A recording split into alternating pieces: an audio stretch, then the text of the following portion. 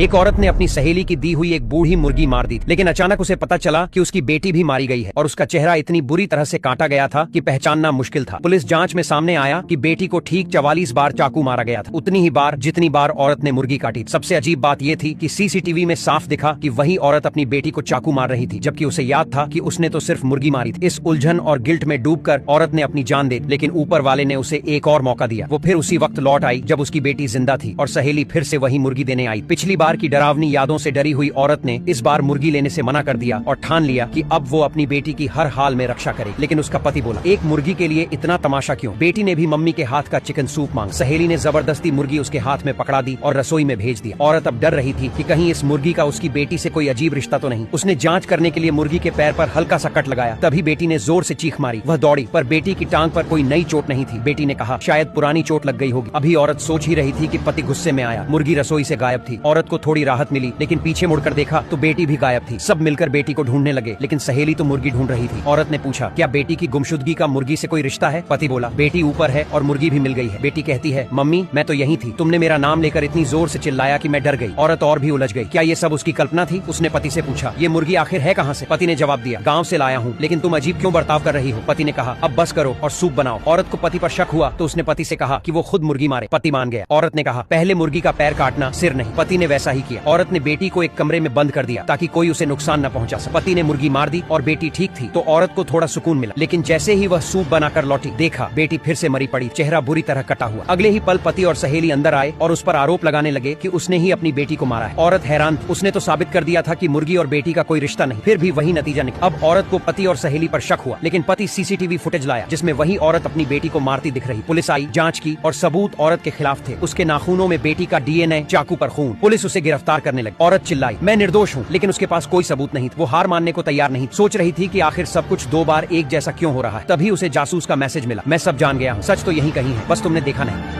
ए रुको, तुम मेरा सूटकेस लेकर कहाँ जा रहे हो?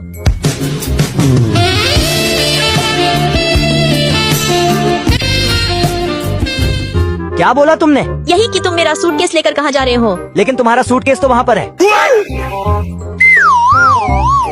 ओह सॉरी, मुझे लगा कि ये मेरा सूटकेस है। कोई बात नहीं, मैं यहाँ नया रहने के लिए आया हूँ। अगर कोई मदद चाहिएगा तो बोलना मेरे से। ठीक है, तुम अपना नंबर मुझे दे दो, अब तो इसको ही पटाऊंगी।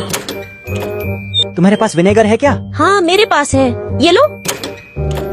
हेलो, शाम को तुम मेरे घर डिनर पर आ जाना, फिर मैं शाम को खाना बना कर लाती हूँ। लगता है ये फल सड़ा हुआ है। क्या हुआ आलोक? कुछ नहीं, मैं तो ये बोल रहा हूँ कि ये बहुत ही टेस्टी है। यार आज पेट में इतना दर्द क्यों हो रहा है?